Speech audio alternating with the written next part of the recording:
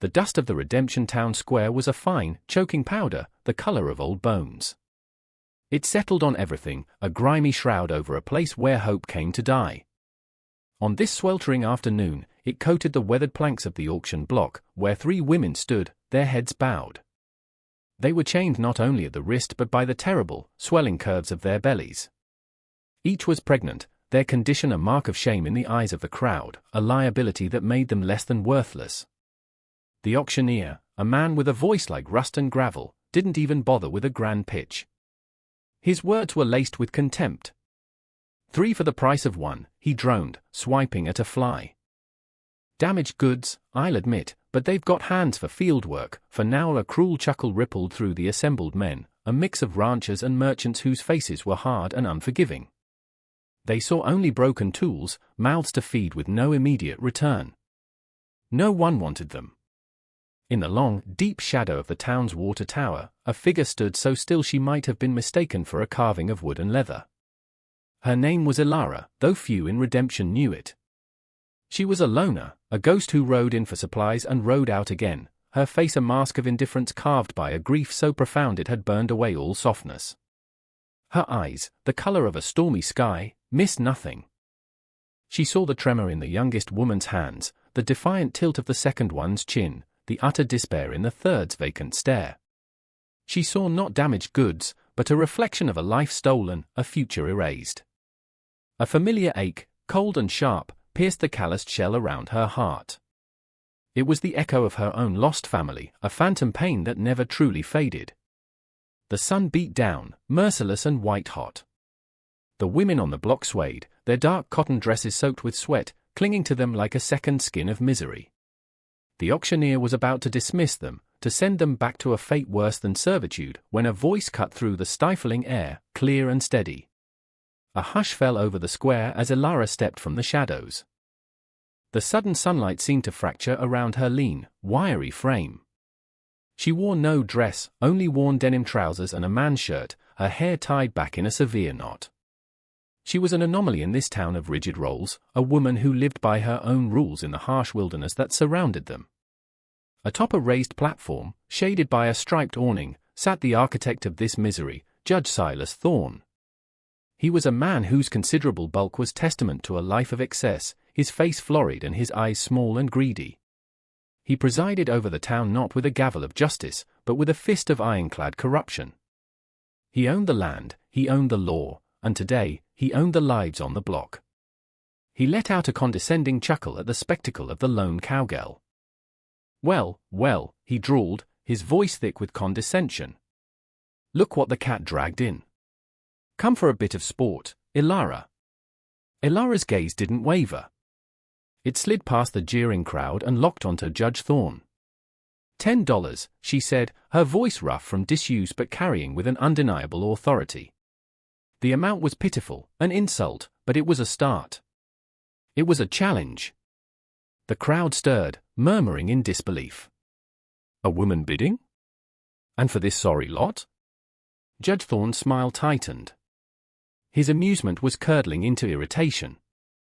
He had orchestrated this auction for his own private reasons, and this woman was an unwelcome disruption. $10, he scoffed. Don't be a fool. Their keep will cost you more than that in a month. He waved a dismissive hand. The bid is $20. He expected her to shrink away, to retreat back into the shadows.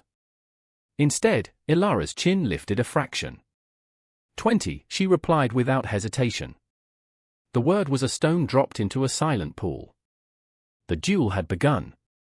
Judge Thorne's eyes narrowed into slits. This wasn't about business anymore. This was about power. This silent, grim-faced woman was defying him in his own arena, in front of the very people he ruled through fear and intimidation. The air grew thick with a new kind of tension. The bidding became a stark, clipped exchange, a battle of wills fought with dollars instead of bullets.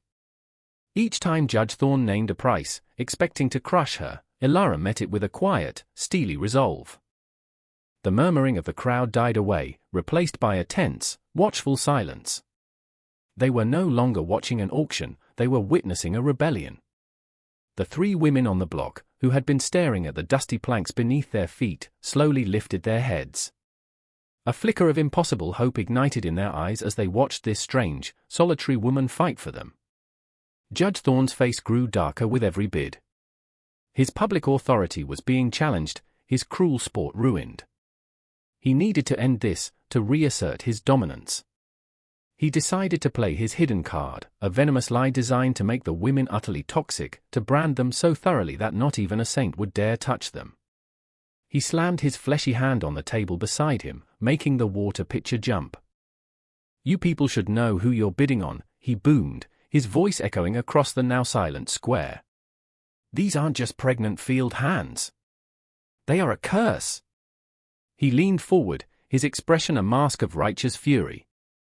"They come from the Abernathy farm, where the crops withered on the vine and the cattle sickened. Old man Abernathy accused them of witchcraft before he passed. They brought a blight upon his land, and they'll bring it upon yours." The accusation hung in the hot, still air, thick and poisonous. Witchcraft. It was a word that struck fear into the hearts of God-fearing folk, a death sentence in a place governed by superstition. The crowd recoiled. Men who had been watching with grudging admiration for Ilara's grit now looked at her with suspicion. They shuffled their feet, their gazes dropping. Thorne smiled, a cruel, triumphant twist of his lips. He had won. He had made the women untouchable. No one would dare defy both his will and the will of God. He looked at Ilara, expecting to see fear, or at least hesitation. But he saw neither. Ilara's face remained a stony mask, but something inside her shifted. The judge's lie did not frighten her, it enraged her. This baseless, cruel accusation was the weapon of a bully, the tool of a tyrant who preyed on the weak. In the women's terrified faces, she saw the same injustice that had haunted her own life, the same capricious cruelty of fate that had taken everything from her. This was no longer about charity. It was about defiance. It was a stand against the very darkness that had tried to swallow her whole years ago. $100, she said, her voice ringing with a cold fury that silenced the renewed whispers of the crowd. Judge Thorne's jaw dropped. He had expected her to flee. Instead, she had raised the stakes to an absurd level.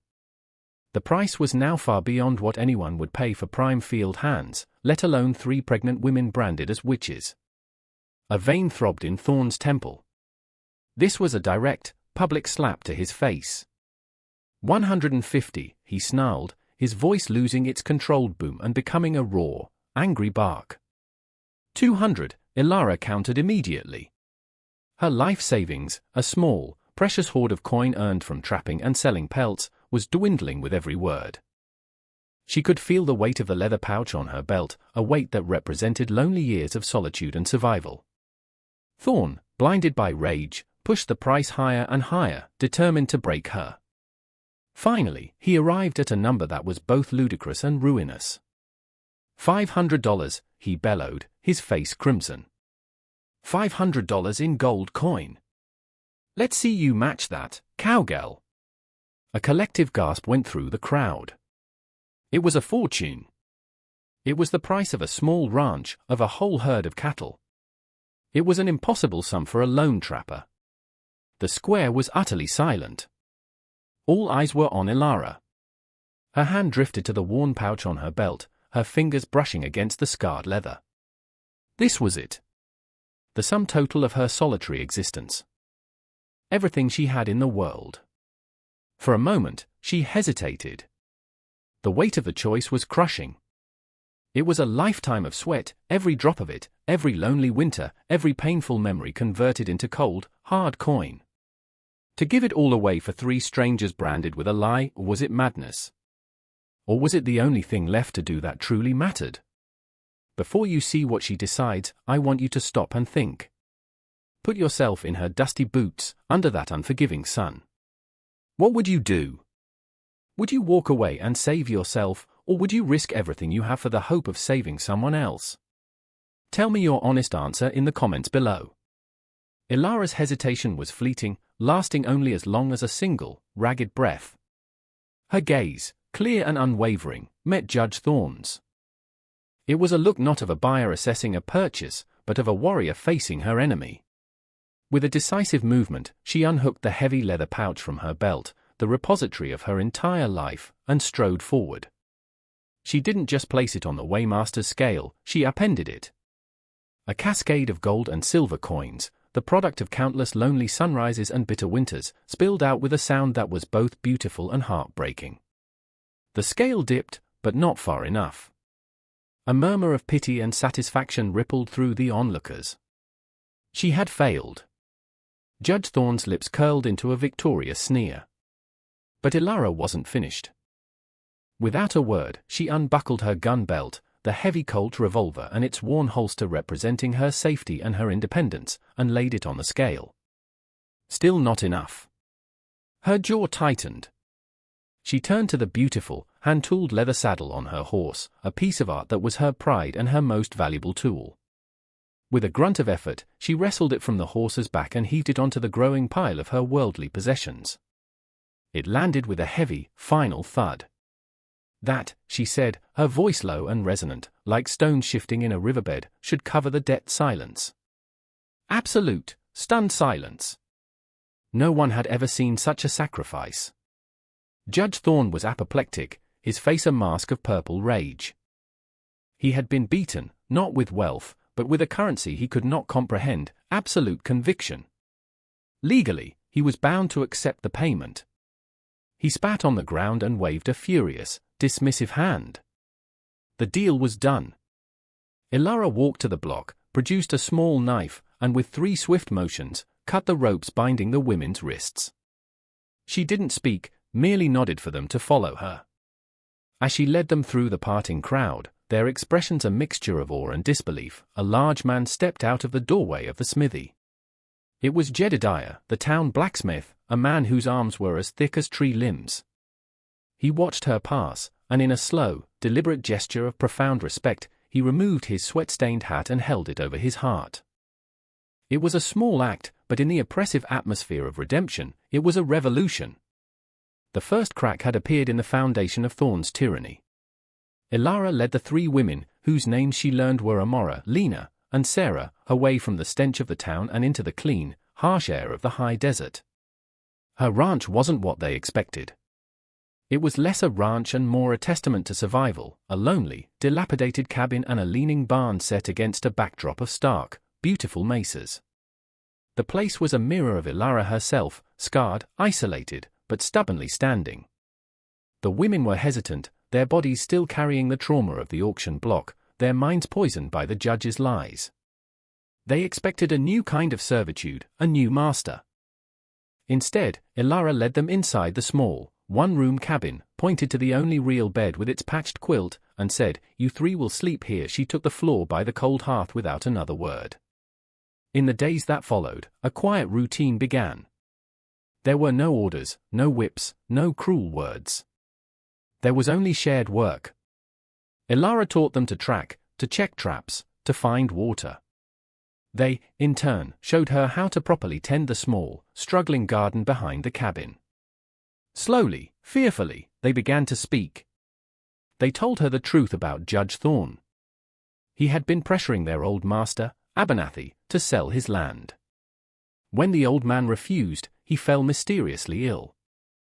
Thorne had used their presence as a pretext, blaming them for their blight. He had likely caused himself with poison. As they shared their story, Ilara shared her silence. Her action spoke for her. When Lena stumbled, exhausted, Ilara carried her water. When Sarah wept silently in the night, Ilara sat awake nearby, a silent, watchful guardian. In them, and in the precious lives they carried, she saw the ghosts of the husband and child she'd lost in a fire set by raiders years ago. She was not just protecting them, she was rebuilding the family that had been stolen from her. But back in town, the darkness was plotting. Judge Thorne, stewing in his opulent office, could not let the insult stand. It wasn't just his pride, it was business. "She has no idea what she stumbled into," he muttered to his paid-for sheriff. "Abernathy's women know that land better than anyone. They know its secrets. Secrets I need. Get them back. I don't care how." The threat arrived on a blistering afternoon, heralded by a rising cloud of dust on the horizon. The town sheriff, a man named Cobb whose spine was as flexible as the money that bought him, rode up to the cabin with 2 brutish deputies. They dismounted with an air of swaggering authority, their hands resting on their sidearms. Ilara met them on the porch, her face impassive, her stance relaxed but ready. "Sheriff," she said, her tone flat. "You're a long way from your saloon stool," Cobb sneered, spitting a stream of tobacco juice near her boot. "Official business, Ilara. We've had reports of stolen property residing here." He gestured with his chin toward the cabin, where the 3 women watched from the doorway, their faces pale with fear. "We're here to repossess them on behalf of their rightful owner." Judge Thorne. The lie was so blatant, so audacious, it barely needed refuting. "I paid the price," Ilara stated simply. "In front of your whole town. The bill of sale is filed." The sheriff chuckled, a low, nasty sound. "Paperwork can get lost. Now, send them out before we have to come in and get them." One of the deputies took a step forward, his hand reaching out to grab Amora, who stood protectively in front of the others. Just as his fingers were about to close on her arm, a new sound filled the air, the heavy rumble of a wagon and the rhythmic clopping of enormous hooves. A large wagon, pulled by 2 massive draft horses, rolled into the yard. At the reins was Jedediah, the blacksmith. He set the brake and stepped down, his huge frame seeming to block out the sun. In his hand, he casually held a 20-pound sledgehammer, its polished head gleaming. "Sheriff," Jedediah's voice rumbled like distant thunder. "Seems you're having trouble with your directions. The town is that way." Before Cobb could respond, another rider appeared. It was the town doctor, a kind, elderly man named Elias. He dismounted briskly. "I'm here for my daily checkup on my patients," he announced, looking pointedly at the sheriff. "Their health is delicate. Any undue stress would be unfortunate." Cobb and his deputies were suddenly no longer facing a lone woman. They were facing a blacksmith built like a mountain and a doctor who held the respect of the entire community. Outnumbered by courage, if not by guns, the sheriff hesitated. He shot Ilara a look filled with venomous promise, then motioned for his men to mount up. "This isn't over," he snarled, before riding away in a cloud of impotent dust. Ilara was no longer alone. Her solitary stand had ignited a spark. Judge Thorne's fury, upon hearing of his sheriff's failure, was volcanic. He had been defied not once, but twice. His authority, the very foundation of his corrupt empire, was being eroded by a reclusive cowgirl, a blacksmith, and a doddering old doctor. It was intolerable. He would not send his lackeys again. He would end this himself. He stormed into the saloon, the hub of his power, and gathered a new force. These weren't lawmen, they were hard men, mercenaries, and thugs drawn to the town by the promise of easy money and violence, men loyal only to the weight of coin in their pockets.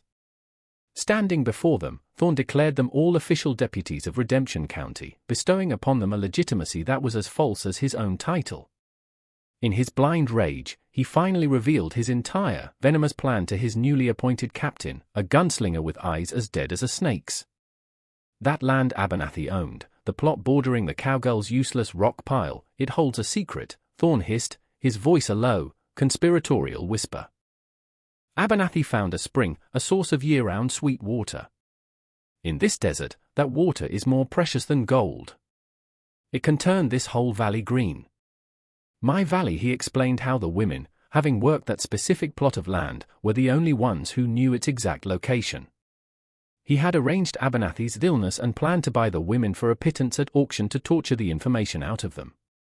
That woman, he spat, his face contorting with hatred, she didn't just buy 3 pregnant slaves.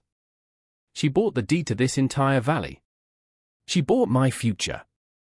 He slammed his fist on the bar. Tonight, we ride. We take back what is mine. The women, the land, the water. All of it under a sky bruised purple and red by the setting sun. Judge Thorne and his newly deputized posse of killers rode out from Redemption, a dark tide of greed and violence rolling toward Ilara's small, defiant sanctuary. They were no longer coming to intimidate, they were coming to destroy. The air at the ranch was still and heavy with anticipation. A single lantern cast a warm, golden glow from the cabin's window, a small beacon of defiance against the encroaching twilight. Ilara wasn't alone. Jedediah stood near the barn, his sledgehammer resting on his shoulder, a silent, immovable guardian. Dr. Elias was inside with the women, his medical bag on the table, a symbol that they were there to protect life, not just to fight. A few other ranchers, men who had long despised Thorne's corrupt rule but lacked the courage to act, had also arrived, armed with old hunting rifles and a newfound resolve. They were farmers and herders, not fighters, but they had chosen their side. The thundering of hooves announced the arrival of the enemy. Thorne's posse spread out, a dark, menacing crescent of mounted figures silhouetted against the last light of day. Thorne himself dismounted, striding forward with the arrogant confidence of a king. "Ilara," he roared, his voice slick with false authority. "I am here under the law to reclaim my property. The women you stole. Furthermore, I am seizing this land for failure to pay the new valley development tax, which I levied this afternoon." It was a classic tyrant's move, inventing laws to justify theft. Ilara stepped off the porch, her own rifle held loosely at her side.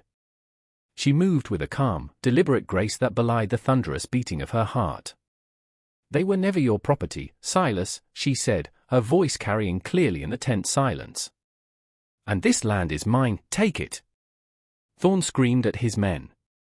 The hired guns raised their rifles, the metallic clicks echoing in the quiet yard. It was the moment of truth, the precipice of violence. But just as Thorne's men prepared to advance, the cabin door opened. Amora stepped out, flanked by Lena and Sarah. Her face was no longer fearful. It was filled with a righteous, incandescent fury. Her pregnant belly was prominent, a shield of life against the forces of death. Her voice, when she spoke, was not a plea, but an indictment, clear and ringing. "He is the thief. He is the murderer," she declared, pointing a trembling but steady finger at Judge Thorne. "He poisoned Master Abernathy. He stood over his deathbed and swore he would kill our children if we ever spoke of the Sweetwater Spring." The word struck the posse like a physical blow. They were hired guns, yes, but they were not fools. They had been told they were enforcing the law, not acting as accomplices to murder and land theft for a madman. One by one, their certainty wavered. They looked from the brave, pregnant woman to the sputtering, enraged judge. They lowered their rifles. Thorne's power, built on a scaffold of lies and fear, crumbled into dust in that single, electrifying moment. He was alone, exposed, and utterly defeated. 1 year later, the valley was transformed. The place that Ilara had purchased with her last dollar, the land Thorne had coveted, was now a tapestry of green. The Sweetwater Spring, which the women had shown Ilara the day after the standoff, was now known as Freedom Spring. It flowed generously, its life-giving water shared freely with all the neighboring ranches that had stood with them. The community, once fractured by fear, was now bound together by a shared prosperity and the memory of their collective courage. Ilara's ranch was no longer a symbol of solitude, but the heart of this new community. The cabin was repaired and expanded, its porch now a place of gathering. The laughter of 3 healthy, toddling children, a boy and 2 girls, filled the air, a constant, joyful melody. Ilara, Amora, Lena, and Sarah ran the thriving ranch together, a family forged not by blood, but by a bond of defiance, resilience, and love. Ilara was no longer the silent ghost of the wilderness. The hollow spaces in her heart had been filled.